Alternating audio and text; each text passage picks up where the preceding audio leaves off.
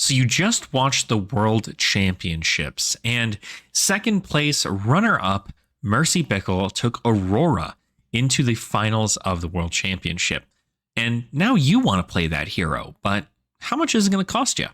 Let's go ahead and take a look into the wonderfully new Elemental Runeblade Aurora Shooting Star and see whether or not we can build her for just nearly $100. All that and more on today's episode of $100 Hero.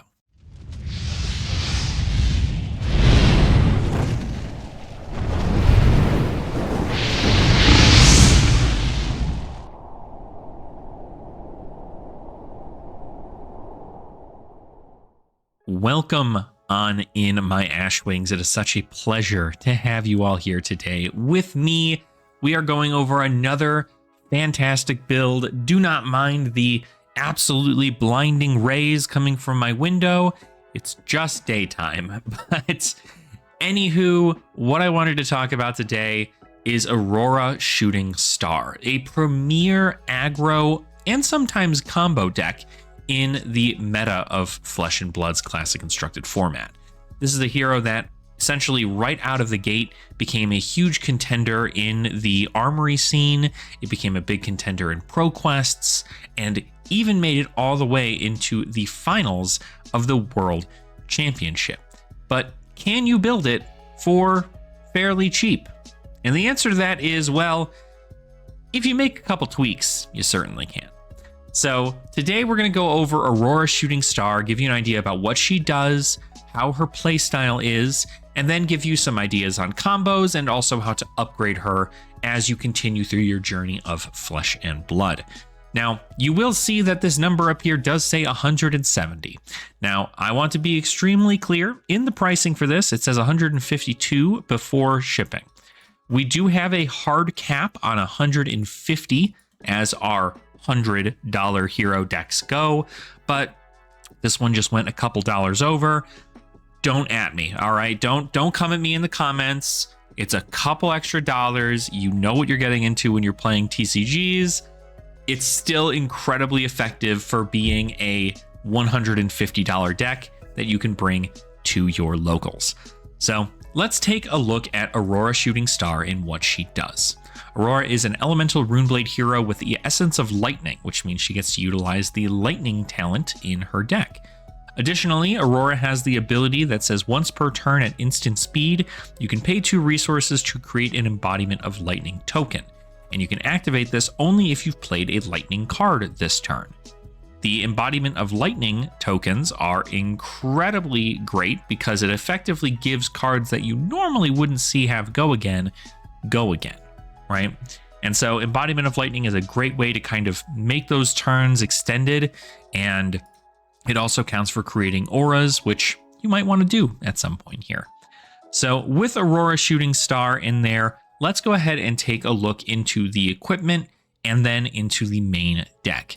Aurora's weapon is Starfall, a very simple weapon where you pay 1 resource and you attack with it. But if you played a lightning card this turn, it has +1 and go again. So you effectively get to go ahead and deal 2 damage and then move into another attack. Then we do have the Flash of Brilliance. I originally was able to fit Crown of Dominion in here, but in order to fit the rest of the main deck, Crown of Dominion had to be cut for this initial build of $100, but we do see it in future builds in the upgrades, so worry not. Flash of Brilliance is a super great tech instead, still just blocks for 1, and then you can also discard a lightning card, and if you do, you return an aura you control back to your hand. You do run a couple auras in this deck, so it is important to note if you are going to be utilizing that, you can use that with Flash of Brilliance, and it's still going to have some form of assistance for you in regards to its ability. Next up, we are playing Aether Ironweave. Now, actually, Aether Ironweave was played in a lot of these top 8 matches in the World Championship. So Aether Ironweave actually is pretty much a staple in here because not only do you get 2 resources by playing a non-attack action then an attack action, but you also get that go again. That go again is important, and we'll see that when we go into the combo portion of the deck. It also has Battle Worn 1, so it blocks out a little bit of damage there, and then you get to still utilize its ability in the future. The arms we are using is Vexing Quillhand. This is a super great piece just to kind of create some additional arcane damage. You normally will only really want to pop this if you need an aura to have been created and you have not created one already. You're in the middle of your combo turn, and this can get you an additional couple points of value, or you're at the end game where your opponent has probably either destroyed their arcane barrier or does not have the ability to pay for that with, cards in hand, and you can go ahead and come in with a Vexing Quillhand for some additional damage. It does also have Arcane Barrier 1, which is effective against any other Rune Blade, and then you can also add other Arcane Barrier as well in the future if you're going against some wizards. And then finally, our feat here are Snapdragon Scalers, very simplistic, common equipment from Welcome to Wraith. It simply just says during the attack reaction step, you can destroy this and have target attack action card with cost 1 resource or less gain Go Again. So another way to kind of push through this damage, give things that might not be able to get Go Again initially, Go Again. And now you'll see, I keep saying the word Go Again. Go Again is incredibly important in this deck because you want to present a lot of different attacks, so it is difficult for your opponent to block those out. Because in most cases, your opponent really just wants to commit 1 card to an attack, sometimes 2, and in doing so, you end up seeing a lot of these decks not be able to block that 5th or even 6th card that you end up putting out on the combat chain. This is going to be really important because there are a few on-hits in this deck that are incredibly valuable when it comes to the overall game plan of Aurora. It's a pretty simple plan, not like the band, but you just simply go ahead and you play down a whole bunch of your attack actions that have Go Again, make your chain as wide as possible, and try to really push through a little bit of damage here and there until you eventually set up your combo turn. And we'll go into the deck here real quick, kind of go over everything we have, and then we'll talk about combos. So first we do have Arcanic Shockwave. Very nice card. It's effectively a 0 for 5 if you have a lightning card in hand, and it blocks for 3. We love to see that there. Do be aware though, this is an elemental card and not a lightning card.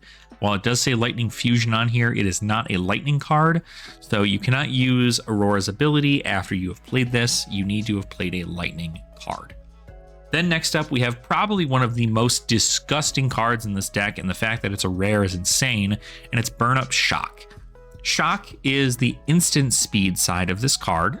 This is one of the first decks that has introduced the meld component, where you can play both sides of these for their cost of 0. So effectively, you're going to always want to play both sides of these, but Shock at least gives you the opportunity to play that on your opponent's turn, should you have the opportunity to do so, and they're not going to be able to block it out. So Shock comes in, it's a 0 cost. You play them from the right side to the left side. So Shock will activate first, and then Burn Up will activate as your action, which says the next time an attack you control hits a hero this turn, deal 4 arcane damage to them. Now, if you do happen to have arcane barrier prevention, you can go ahead and prevent a little bit of that, but in most cases, you're not running AB4 into a Rune Blade, so this is effectively a lot of damage you can present to your opponent, and it really makes them force their blocks, so that way you don't get this additional 4 damage out. Very powerful. Then we move on to Electromagnetic Somersault. This is a very interesting card. Something we have not seen in the Flesh and Blood space is effectively just bouncing cards back to your hand. You can do this with cards that defend on your opponent's, if your opponent is attacking for 6 and you're putting 2 0 cost 3 blocks in front of that, Electromagnetic Somersault can bounce those cards back to your hand after the resolution of the damage, and then you'll be able to play them on your turn or block with them again in a future combat chain link. So it's great there. You also get to utilize it on cards you attack with.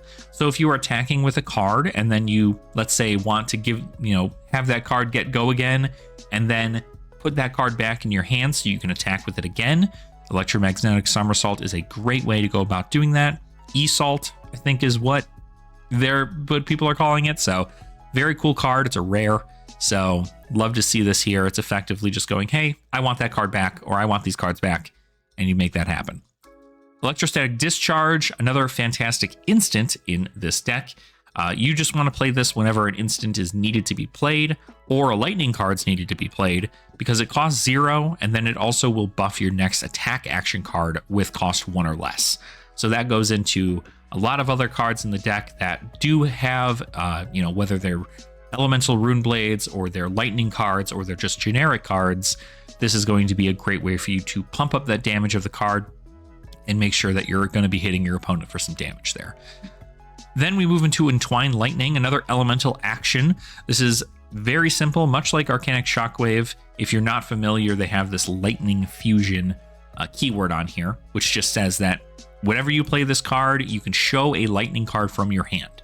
And if that card is lightning, right, which it has to be in order for you to Lightning Fusion, then the card gets an additional ability. So in this case, you can pay 0 for 4 damage, and then if you show them a lightning card from your hand, then this will get Go Again. So 0 for 4 Go Again is the best thing this deck can do. You play a card, you present a breakpoint, you do it again, you do it again, you do it again, you end your turn. Very powerful. Then we move into Flittering Charge. This is one of those ones where if you've played an instant card, this will get Go Again. So if you're going to play an instant, you're usually going to want to do that when Flittering Charge is on the chain link. So you can play any of your instants like Electrostatic Discharge or Electromagnetic Somersault that can target whatever they need to, but as long as you play an instant, this will get Go Again. So you can use that in the middle of a chain, or you can even end your chain with it, and that's just presenting 4 more damage to your opponent.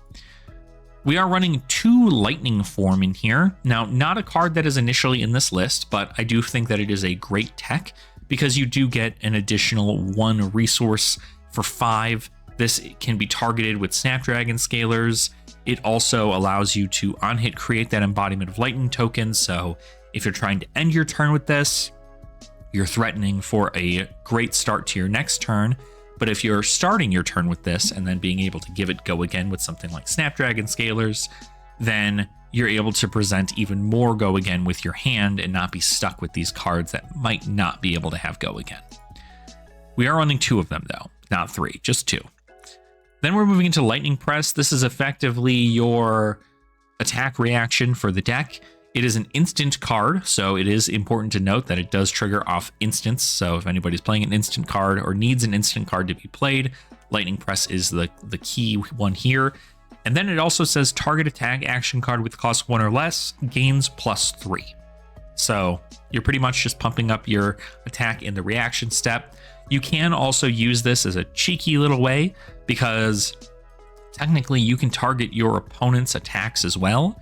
So if you need a lightning card to be played for any reason, then you can play Lightning Press inefficiently to pump up your opponent's attack that's blocking yours, and then you can get an effect off that lightning trigger from Aurora. But you're going to want to use this on your attacks. It's just significantly better.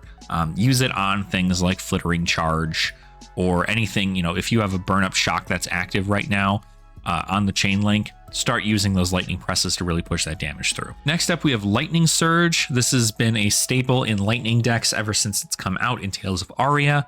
You put this in the arsenal, you play it, it gets Go Again if you played it from arsenal. You can also give it Go Again with your embodiment of lightning tokens or any other means, but Lightning Surge is a great card just to kind of put that in the arsenal, and then you can start your turn by playing it, or you can play it after you've resolved your embodiment of lightning token. Next up is a generic that we have in the deck, Ravenous Rabble.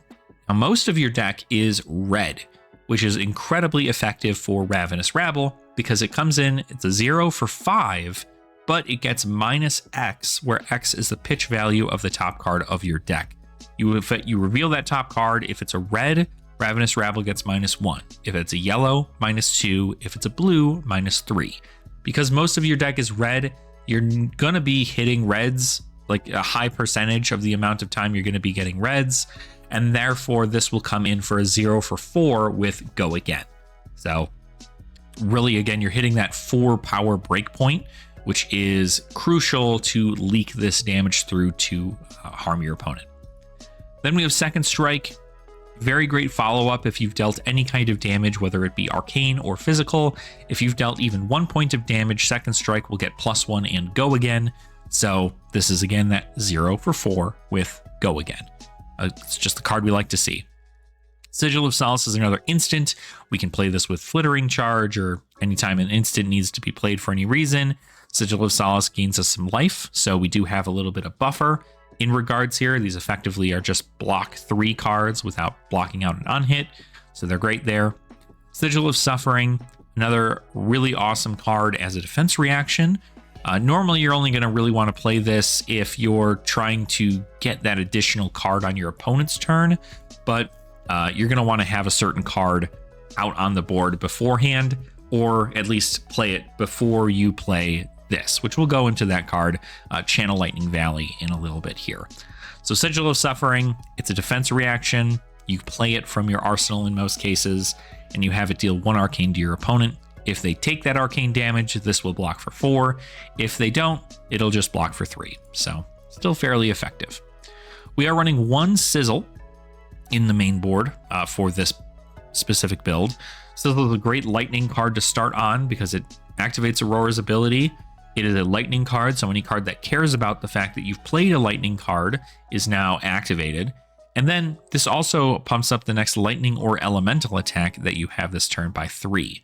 Your weapon is a lightning attack, which means that you can very well play Sizzle into Starfall and have Starfall come in for 5 go again with the help of Sizzle.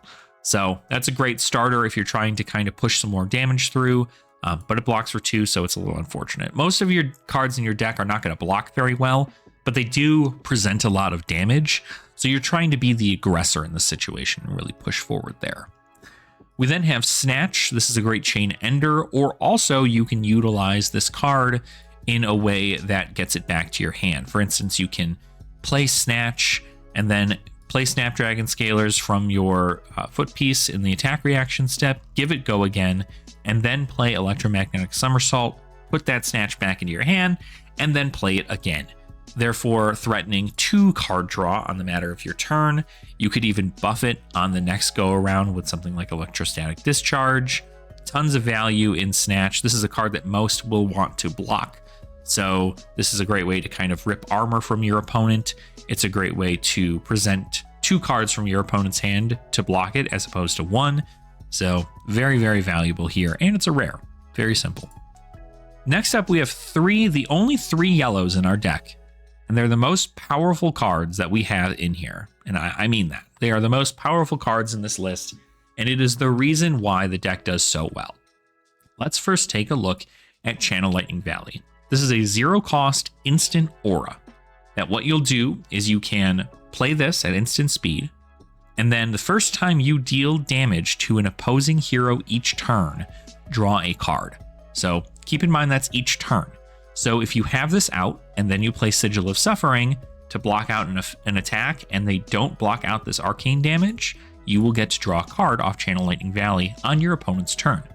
Additionally, if you do any damage on your turn, then when this is out, you can go ahead and draw an additional card off of this. It's effectively a Mask of Momentum, which is really, really good. You do need to make sure that you are pitching lightning cards in order to pay for your attacks if you want to keep Channel Lightning Valley around for a long time, because there needs to be a lightning card in your pitch zone for the amount of flow counters that get put on Channel Lightning Valley at the end of every turn.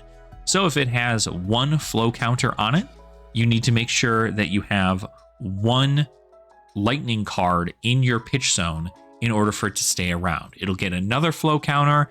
Then the next turn, you need to make sure you have 2 lightning cards in your pitch zone. In most cases, this card doesn't stay around for somewhere around 3 turns just by itself. But with the combos that we get to utilize, including things like Flash of Brilliance, we can always go ahead and just bring this card back to our hand and then play it again, and then kind of refresh those flow counters on the Channel Lightning Valley. We're running 3 of those, and then we're running 3 of our big combo turns. These are the combo effects of this deck, and that is Arc Lightning and Flicker Wisp. So with Arc Lightning and Flicker Wisp, effectively what you do here is you normally want to, if I recall correctly, you want to play Arc Lightning first if you have another lightning card in your hand. But you can always play Flicker Wisp first. And what Flicker Wisp does is it's a lightning fusion card. If it was fused until the end of turn, attack or action card effects that you control that deal arcane damage instead deal that many +1. And then you deal 1 arcane damage to the target hero and you have go again. So if you fuse Flicker Wisp with an Arc Lightning on your turn, then you'll get an additional 2 arcane damage sent to your opponent off of Flicker Wisp alone. Then when you play Arc Lightning is the big specialization for Aurora. When you play this, it's a 0 cost action, lightning action, so it does affect Aurora's ability. Then says whenever you go again this turn, deal 1 arcane damage to any target. And then the next action card you play this turn gets go again. Then this card gets go again. You'll see why that go again keyword is so important, because effectively with just a Flicker Wisp and an Arc Lightning out, every single time you activate a go again effect on your turn, you get to deal 2 arcane damage to your opponent. In most cases, your opponent is either not going to take the arcane damage, or not going to block out the arcane damage, I should say, or they're only running Arcane Barrier 1, which means they're going to be unable to block out the additional point of arcane damage that's coming in every single time the go again is presented. So that's the combo there effectively is Flicker Wisp into Arc Lightning. You could also Arc Lightning into Flicker Wisp if you have another lightning card in hand to fuse. That way this will deal, I don't know, what is that? This will deal 2 damage to them from Flicker Wisp, and then we'll deal another 2 damage because this go again will effectively be seen from Arc Lightning, and then you're good to go. So it'll get go again, you'll deal some additional damage. It's a very powerful combo line. And then after the both of these are out, you play a bunch of these 0 cost go again cards, right? You can play Second Strike, you can play Lightning Surge. If you have go again, you can play Ravenous Rabble, it has go again. Burn Up Shock has go again. You have, what are some other ones here? Technically, if you have another lightning card in your hand, Entwined Lightning has go again. Flittering Charge, you can give go again. You have several other cards that you can make sure to have go again. Sizzle has go again. This also, if you did not know, is affected by your equipment as well. So your weapon has go again if you've played a lightning card, which you have if you've played Arc Lightning. So this will then trigger 2 points of arcane damage. Then if you give something go again through Snapdragon Scalers, that card will then deal 2 arcane damage. Vexing Quillhand, you can also destroy Vexing Quillhand as an action to gain 2 rune chance, and then it also has go again. So you'll deal 2 arcane from the Arc Lightning and Flicker Wisp as well. These are just several things to worry about. Also, Aether Ironweave does the same thing. Aether Ironweave, you can pay those, destroy Aether Ironweave, you pay the 2 resources to activate this ability, but only when you've used an attack action after all this. So effectively a good combo is Flicker Wisp into Arc Lightning into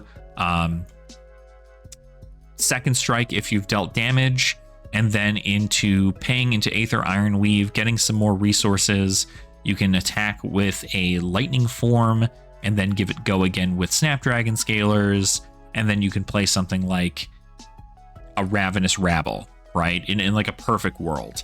Not to mention, if you have Channel Lightning Valley out and you deal even 1 point of damage, you get an additional card to your hand to present even more go again damage through your abilities. So it's a fantastic thing. This is the reason why the deck is kind of moved up to about $150 as opposed to $100, but it is a great combo. Current Funnel is also one of the blues we're running in here.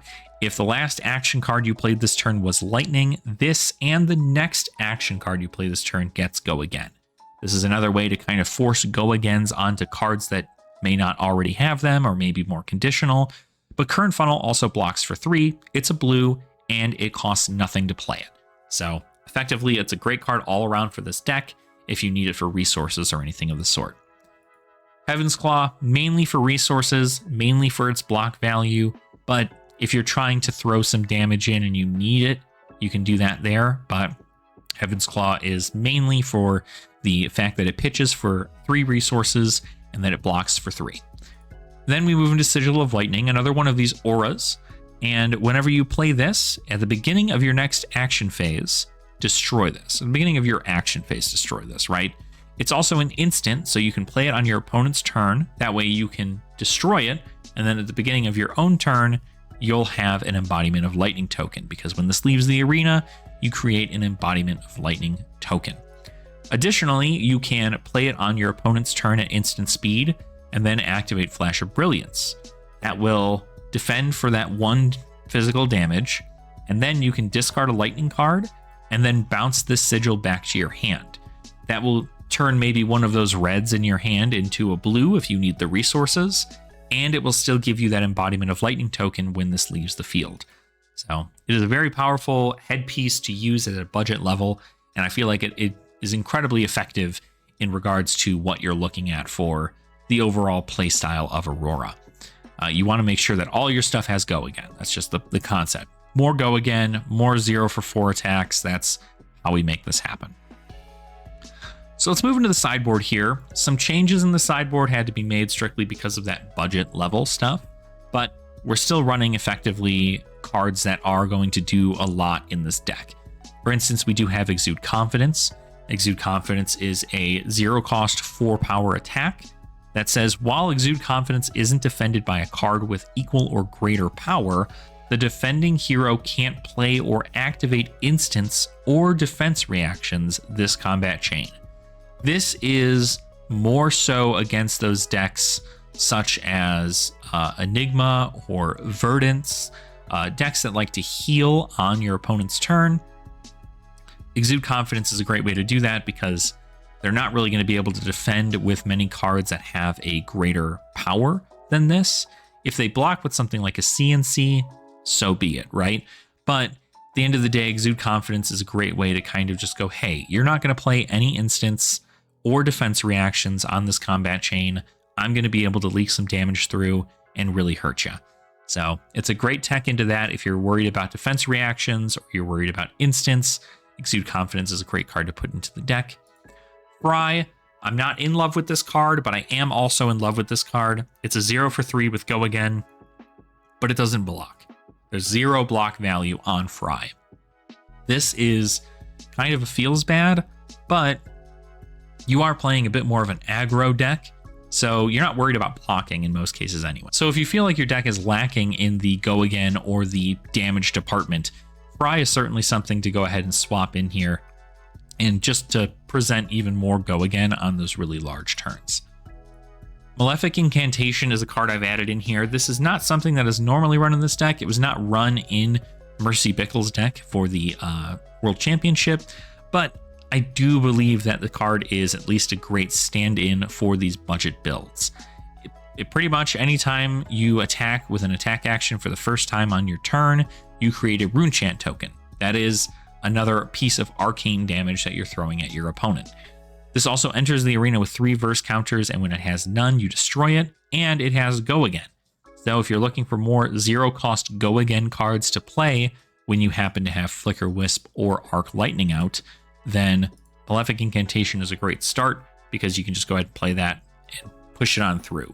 Unfortunately, if you are playing a Flicker Wisp and you're playing an Arc Lightning and then you're playing a Malefic Incantation, you probably don't have too many attacks.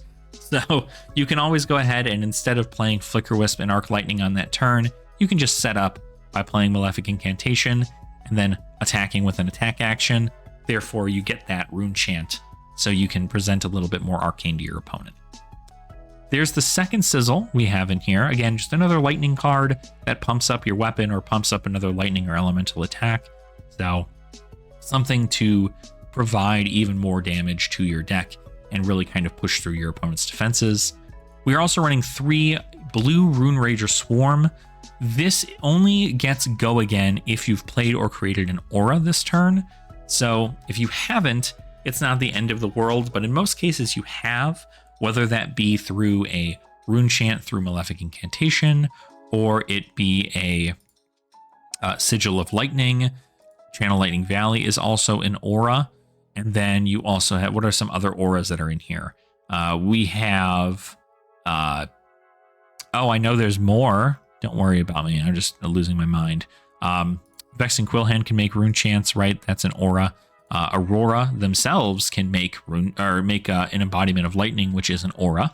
So all things to keep in mind, but you're normally not using it for its go again. Again, this is kind of a concept where, again, you have a blue card that blocks for 3, but it can get go again on those turns in which you're trying to do something crazy. So that is something to keep in mind if you are looking to do that. And then finally, we are running a Null Rune Robe for our chest piece, and then a Spellfray Tiara for our headpiece. That does only give us AB2, but it'll give us AB3 in those times in which it seems really, really effective in the regards to destroying Spellfray Tiara. I'm still wondering whether or not I should be playing Null Rune Hood instead of Spellfray Tiara, but with not a lot of blues in our deck, we're not really expected to pitch a whole lot of stuff to prevent arcane damage, so we really just want to provide a whole ton of pressure to our opponent, and then whenever they do have an opportunity to come in with a large amount of arcane, we can just go, hey, I'm going to block that additional 1 because now is the time to do it, right? And that is the $100 hero version of Aurora. So it's pretty straightforward and simple. Give your cards go again. Play combo if you need to, right, with Flicker Wisp and with Arc Lightning. Utilize that Channel Lightning Valley during turns in which you know you're going to be able to get some damage off. For instance, if you come in for, 4 damage and your opponent says no blocks, and in a response to them saying no blocks, you can go ahead and then play Channel Lightning Valley at instant speed. And so long as they don't have a defense reaction that can block out the rest of the damage coming through, you can guarantee that you're going to get an additional point of value. This comes in also with Starfall. It comes in with, Shock and Burn Up. There's a ton of value in regards to how this is all set up. So I do think that there are ways to sneak in even 1 point of damage to give yourself that additional card. And that's the value you really want to look for in a deck like this. So for about $150, you can play a near world championship winning deck for a fraction of the cost. And a lot of this is just really, really effective into most of the meta. You're just an aggro deck, you're presenting a lot of damage. So let's move into the more expensive version of the deck. If you wanted to, you can add $350 more to this, and you can go ahead and look at the $500 version of this deck. So we do have a couple additional new cards in here, or like some newer cards in regards to what we had seen in our previous build. And our total here is about $514. Again, we did add a little bit there, and $500 is still less than most like full built Enigma builds. So this is something to keep in mind. But what we have added in here, as far as this goes, is quite a bit. We have removed the Flash of Brilliance, moved this headpiece. We've removed the Spellfray Tiara. We have removed the Vexing Quillhand. We've removed both of the Lightning forms. We've removed the Malefic incantations, so no more of these guys here. And then we are also removing one of the sizzles. And instead what we are doing is we are adding in a Crown of Dominion. We're adding in a Grasp of the Arknight. We're adding in Lightning Greaves. We're also adding in 3 copies of Enlightened Strike and 3 copies of Gone in a Flash. So what do these cards do for the deck? Why pay $350 more $350 more to get these cards, right? What would be the reason for it? Well, I'm going to tell you. Crown of Dominion is a great tool in regards to utilizing its gold token that it gives you. So the gold token that Crown of Dominion gives you when it's equipped at the beginning of the game is a way for you to draw a card for 2 resources and then give go again. Remember that combo with Arc Lightning and Flicker Wisp. Effectively, what you can do is you can play both of these. You can play an attack action with go again, like Ravenous Rabble, and then you can activate Aether Ironweave, gaining 2 resources, and then dealing 2 more Arcane from Flicker Wisp and Arc Lightning. You can then go ahead and spend those 2 resources to destroy your gold, to draw a card and deal 2 Arcane because of the Go Again on gold. Then you can just keep pumping in a whole bunch of damage on that end there too. So very, very powerful. It's just a nice card draw. That's the only thing you're really using it for, is card draw and that Go Again. You really want to wait till those big combo turns in order for that to happen. Then we are looking at a new arm piece here, Grasp of the Arknight. Fairly expensive arm piece right now because of the hype around Rune Blades, but Grasp of the Arknight is really, really powerful because you get to, at the beginning of your turn, you can pay 2 resources to create a rune chant token, and it costs an additional resource for each rune chant you control. Now, you're not stacking rune chants, so in this case, you're just providing 1 point of additional damage onto every one of your attacks, or more so your first attack, at the beginning of every one of your chains. It also has Battle Worn 2. Battle Worn 2 is really effective into most decks because it means that you get all the block value of this card without ever needing to worry about destroying it to utilize its effect, or that it's destroyed after it is blocked. So very great card. And of course, creating a rune chant at the beginning of your turn, it's great for the end game where you're trying to present a lot more damage to your opponent, and you're able to kind of pitch those blues to get you an additional rune chant. Then we look at E-Strike, Enlightened Strike. This is a card, again, much like Feindel's Spring Tunic. This is a generic that most players are going to want to get at some point here. It's fairly expensive simply because you can only find it in that, those first beginning sets. I know that it was in Welcome to Wraith, and it also was in the History Pack Volume 1, the white border. So those are 2 places to get it, but it hasn't seen a reprint in a little while. So Enlightened Strike is a bit of a pretty penny, but it's a really powerful card at generic, which means it can go in any deck that you want it to go into. And it does so many things for so many decks. In this instance with Enlightened Strike, again, you have the ability to give it Go Again with Aurora Shooting Star. You can create that embodiment of lightning token whenever you have played a lightning card, and then when you do that, you can give your next attack action Go Again. One of the modes on Enlightened Strike is Give It Go Again. So now effectively that mode doesn't need to be worried about anymore. You can make this come in for 7 Go Again, or you can utilize the more popular effect of Enlightened Strike whenever it has Go Again already, which is draw a card. So you'll put a card from your hand to the bottom of your deck to pay for an additional cost for this, but you'll get to draw a card. So you're effectively not losing anything, and you're coming in for 0 for 5 with Go Again, and then you get to just filter your hand, which is really, really nice. The other good news is that this card can also be brought back with Esalt. Esalt chooses an attack action card with cost 0 or more on the active chain link, and then you can bounce it back to your hand. Enlightened Strike, while it costs an additional card for you to play it, costs 0. So very, very effective there. You can also give it Go Again with the Snapdragon Scalers. It's another great tech there. You can even pump up its damage with Electrostatic Discharge, because it says the next attack action card you play this turn with cost 1 or less gets +3. So you could, in a perfect situation, play the Enlightened Strike, have it get Go Again from one of your abilities if you maybe already have an embodiment of lightning on the board. You can then play that Electrostatic Discharge before you play the Enlightened Strike to give it a buff up to 8 damage, and then you can give it draw a card.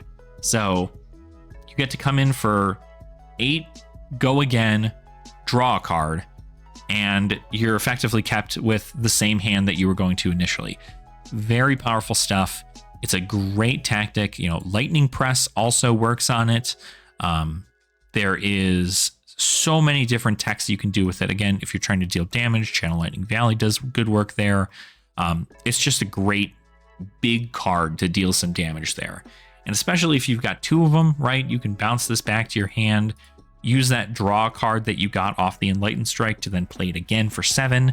You can just loop them effectively. It's a really, really great tech. I love Enlightened Strike in this deck, and it does cost a little bit. I think it's sitting at least on here, it is showing Enlightened Strike is about $38 a copy. So it is a little bit extra, but it's certainly worth it. Even if you're able to only get 1 or 2 copies, it's a great place to start. And then the last card we are adding in here is actually going to be, or not the last card, but one of the last cards we're adding into the main deck is Gone in a Flash. This is another one of those cards where if you end up playing any instance on this chain link, you can return this to its owner's hand. So you can play Gone in a Flash and your opponent can choose either to block it out and not take any damage, or they can say, I'm going to take the damage. In this situation, what you do is you then play the instant. You can then play it again because if you have Go Again on it already, you can then play it again and it just brings it right back to your hand. Very powerful stuff. It's much like Electromagnetic Somersault, and where you're just bouncing a card back to your hand and playing it and playing it and playing it. And it's a lightning card also, and it blocks for 3, costs 0 to play it. It's just like everything every aggro deck wants.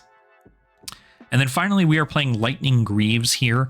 Lightning Greaves is the Arcane Barrier card that we're putting in for our foot piece here. So Lightning Greaves is really effective for when you're trying to get a lot of action points, because you can pay a resource to destroy this, and then instant cards you play this turn get Go Again.